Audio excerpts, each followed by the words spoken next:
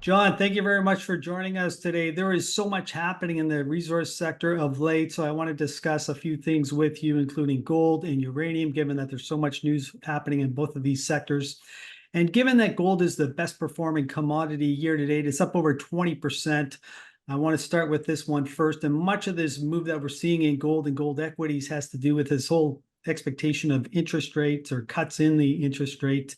And it seems like we've been talking about this for a year now, but after Powell's comments in Jackson Hole, it seems like it's inevitable at the next Fed meeting in September. But what are you seeing in the Sprott Physical Gold Trust in terms of flows? Yeah, hey Jamie, good to be back.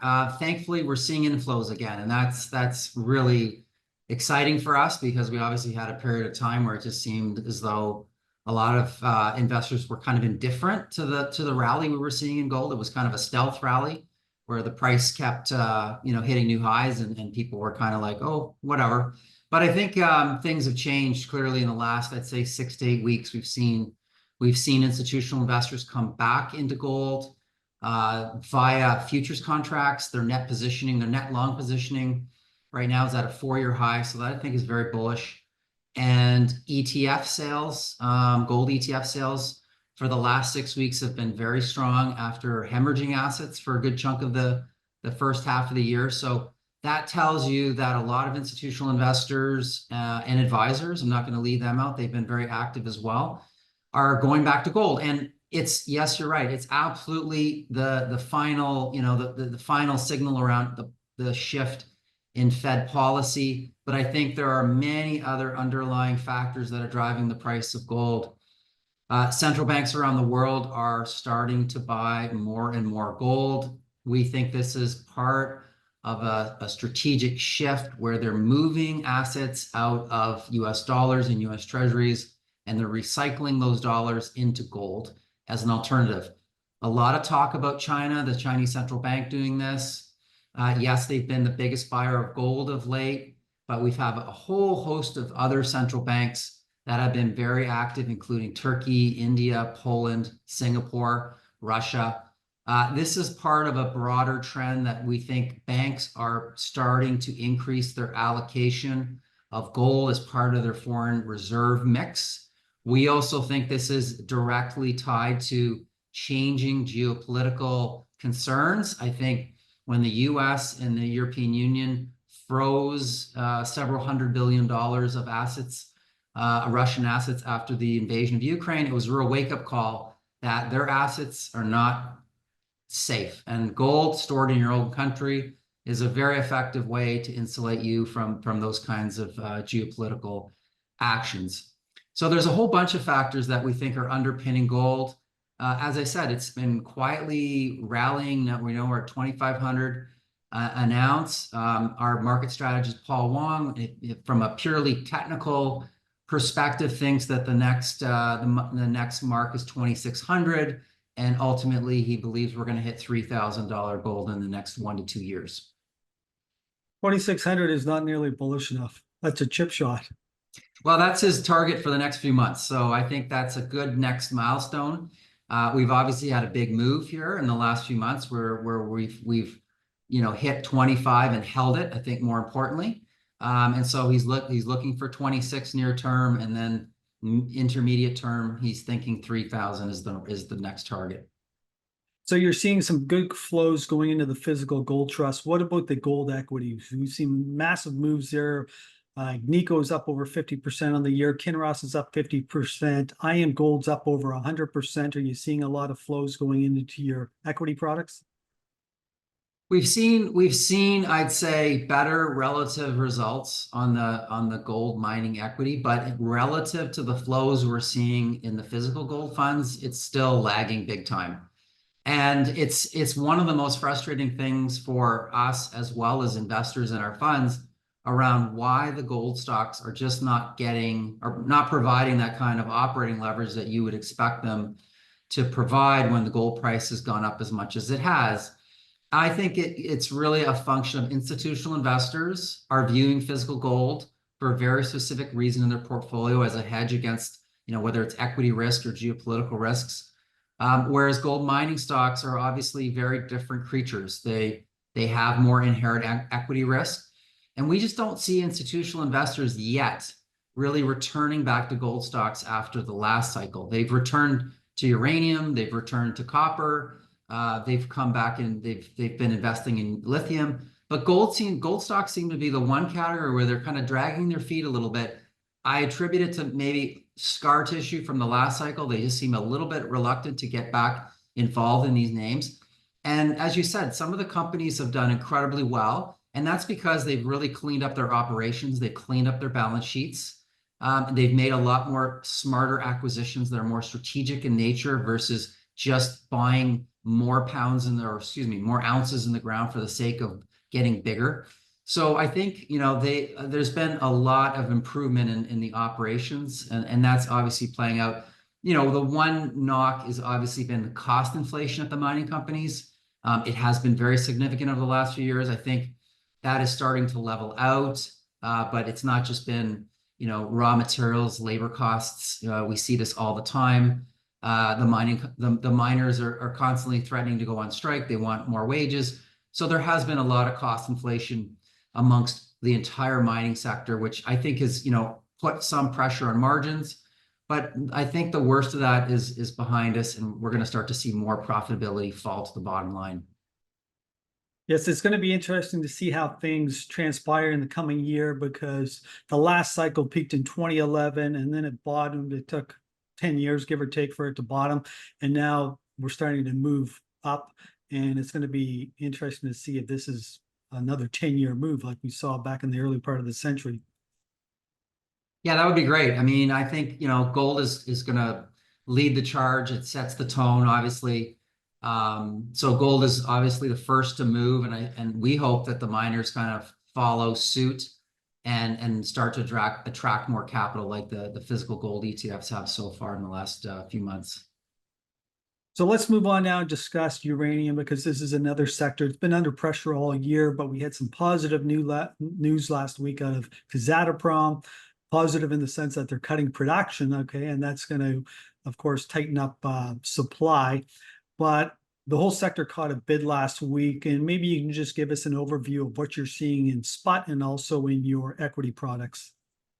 Yeah, sure. Well, I feel like we've just kind of come through another summer air pocket where traditionally the uranium sector is very quiet on the news front. And this summer in particularly, everybody was waiting for Kazatomprom to provide us the long-awaited 2025 guidance, which we got last week. The same scenario played out last year and the summer before. If I go back to 2022, we hit an air pocket in uranium. It was kind of dead in terms of news flow. And I remember very specifically, we were trading around $48 a pound for most of August of 2022. And then out of the blue, the Japanese said they're going to accelerate the restarts of their nuclear power stations. SPUT at that time, I think, was at a 10% discount to NAV, went right back to NAV. We started issuing new units and buying. Last summer, we had another kind of washout of sentiment. And sure enough, what happened at the first week of September, Cameco announced they were having some production and mill processing issues, and the WNA put out their new forecast that showed much more robust uranium demand going out to 2040, and it was kind of game on again. I feel as though last week's Kazatomprom news is another similar situation in terms of a catalyst that's going to kickstart the sector. And the reason for that is simple. Kazatomprom is such an important producer in the world. 40% of global production comes from the country. They've been very mixed in their messages for the last 10 months. We're going to increase production 10%. We're going to increase 20%. No, we can't anymore. We'll tell you in 6 months that what we're going to do. I think last week's announcement to us was not a surprise whatsoever. We were not expecting them to be able to fulfill the very lofty guidance they put out last October after WNA about getting back to 100% of subsoil license capacity in 2025. We just did not think they could because of the lingering sulfuric acid shortages. We also think, they've had ongoing construction delays, which have compounded matters even worse. And I think investors need to pay very close attention on what was disclosed and what was said on that conference call. And I listened to it. And I did not get any warm, fuzzy feeling that production was going up next year meaningfully, or the year after for that matter. And why that's so important is because in every bull market, as the commodity price goes up, you expect a supply response. And that supply response has been happening for 2 years. It really kicked off with McArthur River restarting, but we've had a whole host of different mines restarting from Paladin and Boss Energy, etc. But it was really the Kazakhs, because they have such big deposits and they have a lower cost structure than many of the mines in Canada, the US, and Australia, that they had the greatest ability to really flex up production like they did in the last cycle. I think it's pretty clear that they told us that's not going to happen, or they're unwilling to do it. And so to us, that means the bull market is going to be prolonged. Everybody has a vested interest in having higher uranium prices for longer. And that's very simple, because the sector needs to figure out how to double primary production between now and 2040, which is a very, very big task before the industry. So the only way that gets solved is new mines, expansions of existing mines, and all the brownfields that have been shut off for a number of years. And that's all happening. So that's all exciting. And it's very positive for the industry and the companies. But I think, last Friday was a watershed moment. I think it's kind of back on. The Sprott Physical Uranium Trust was trading as high as, I think, a 15% discount in that summer air pocket. We're down to about 3%. And we've been telling people, look at the chart historically. We can hit these air pockets. It can go to a double-digit percentage discount. And within 30 to 60 to 90 days, many times that discount closes and the subsequent returns are quite good. So those are really great entry points. And if I think about the spot price of uranium right now at $80, I think it's ridiculously low. I think it's been suppressed largely in part because utilities have vanished from the market this year, as they've tried to kind of, hold in the price as it kind of popped through $100 and $106. They've clearly walked away from the market, and not just the spot market, but in the term market. They've been very quiet, hoping, hey, if we don't buy, the price is going to come in. And they've been effective at doing that. But, as Cameco says, you can defer and delay for a period of time, but ultimately the demand is just going to pent up and the market's going to take off on you. All very good points. And you raised a very interesting point about the negativity we saw last summer. And I remember it so well because I was overwhelmed by the negativity on Twitter. And we're seeing the same thing again this year. And so you can measure the level of negativity not only by looking at this uranium price and the stocks, but also what you see in terms of the comments on Twitter. But one of the comments that I've seen lately on Twitter is that there's a lot of rumors going around that SPUT's inventory can be loaned out, or it might be sold at some point. Can you just speak to this? Yeah, this is something that we've been tackling for 2.5 years. And for some reason, some utilities have it in their head that the inventory of uranium that SPUT holds is mobile, meaning it could be loaned to them, it could be sold to them. And I've been telling them consistently since day one, and I've even gone to industry conferences and got on stage with hundreds of fuel buyers and told them, like, this is not how the vehicle works. Please go and buy your own uranium. And so I don't know why they cling on to this notion. We have never lent out a single pound.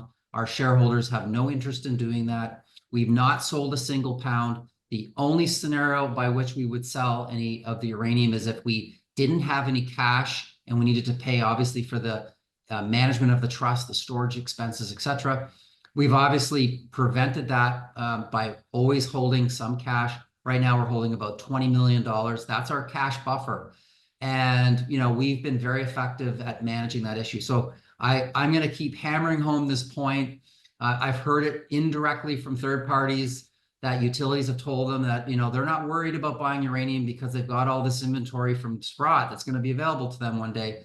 This is not like the 2008, 2009 playbook, folks, where hedge funds bought a lot of physical uranium and after the financial crisis sold it to utilities. This is a perpetual trust. We do not have a redemption mechanism, and we don't have any plans whatsoever to loan material to people. And you have a number of other physical trust products. Have you ever loaned or sold from any of them? We've never loaned any material from any of our commodity funds over 14 years. So it's not something that we generally entertain. We've done in the Uranium Trust some location exchanges and origin swaps.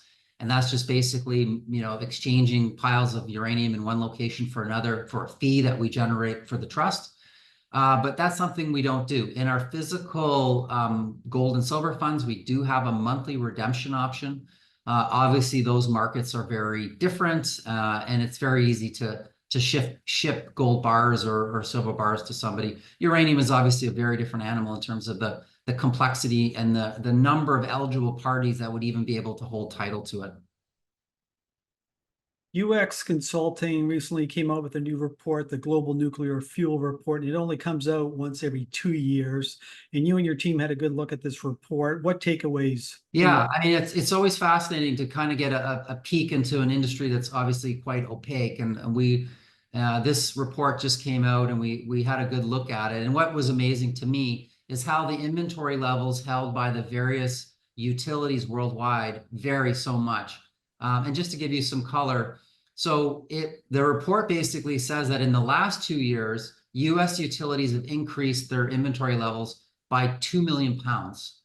EU utilities less than 2 million pounds, and Chinese utilities added 85 million pounds of uranium to their stockpile in 2 years.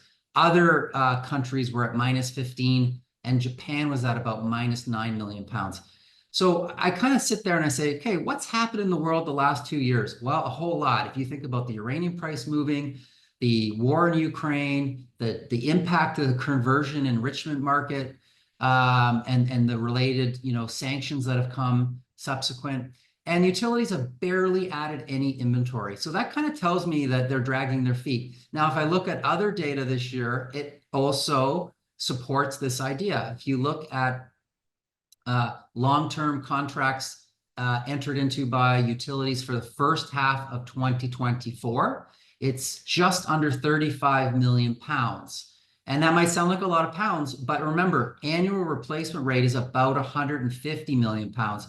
So the rate at which they're purchasing uranium so far this year is 50% of replacement rate. What that means is you're drawing down your inventory. Now, why they're doing it, I have no idea. Maybe you think the price is going down. Maybe you think, you'll be able to find magically some material coming from increased production. But I think it's fair to say that this deferral and delay tactic is just building up, I think, future demand that is going to be pent up. So last year, there was a lot of excitement about, the industry purchasing 160 million pounds. But if you take out that one-time Ukrainian purchase, the number was closer to 100 million, which again is not at replacement rate. So these inventories are getting drawn down at the utilities. The other place that we notice inventories are being drawn down are across the major producers. Because Kazatomprom on Friday said that their inventories are down to 4 months equivalent production. That to us is a very low number. We have heard from industry contacts that producers typically like to hold at least 6 months of inventory on hand, just in case there's any, hiccup with production or shipping, or they hit a lower grade spot in their deposit. And so that to me tells me, that tells us that obviously producers have also run down their inventory levels and are a little bit more at risk of a potential disruption. My God, nothing but positive news from you, John. Well, I am very, we're very bullish, and I think the market's been a little asleep at the switch. The market signals and the price signals have been ignored. I think there's some parties in this market that believe hope is a strategy in terms of procurement, and thinking that the uranium price is going to come down and that there's going to be plentiful amounts of uranium for everyone. I just don't think that's the case. The Chinese are clearly behaving very differently, adding 85 million pounds to their stockpile in 2 years, while the rest of the utilities have all basically been flat. I think that says a lot. Now, obviously, the Chinese are building, between 4 and 6 new reactors a year, so they've got a growing need. But I think they obviously view uranium as a much more strategic investment, and they're obviously taking the security supply more seriously than some of their other counterparts. So when you look at all these elements, there's a lot of tailwinds. and you're going to London next week for the World Nuclear Symposium. And I want to get a sense of how many clients you're going to meet with and what the demand to see you is like versus last year. Yeah, I would say demand last year was very strong. Last year was really the shift in our institutional shareholder base from smaller family offices and hedge funds that were in the Uranium Trust to larger funds and more generalist funds. That started last September, and it has not slowed down. We continue to have inbound calls from institutions around the globe that are just starting to do their research on uranium, or they've just spent the last few months starting to build a position. And next week, I'm basically booked from morning to evening for the whole week.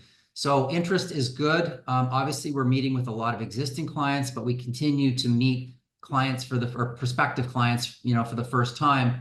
And that's good because it tells us that new shareholders are learning about the thesis. They're intrigued by this, and they're starting to allocate capital. So this to me is an evolution of the shareholder base as we move through this bull market. Larger institutions, I think, are getting involved, and some of the earlier institutions that, hats off to them. They saw the opportunity when uranium was at $30 and $35, got positioned early, made very good money. Some of those, I think, have taken some profits and moved on to something else. And, there's more than enough new institutions coming in to take their share. So we're optimistic. I think we've had this extended air pocket of uncertainty around Kazatomprom. I think, finally the reality is out in the market around some of the challenges they're having. And clearly the messaging from them is value over volume, which means we're not going to flood the market. We want to maximize the value, not just this year, but for many years to come. When I went through the attendee list of who's going to participate at the conference next week, it looks to me like there's a lot more buy-side clients. Yes, I agree. There were definitely many more names than last year. The last year and the year before was a very small number of the usual suspects that the dedicated hedge fund guys that manage money in this area. But what we've noticed this year as we went through the attendee list is exactly that. A lot of new names, a lot more generalist names.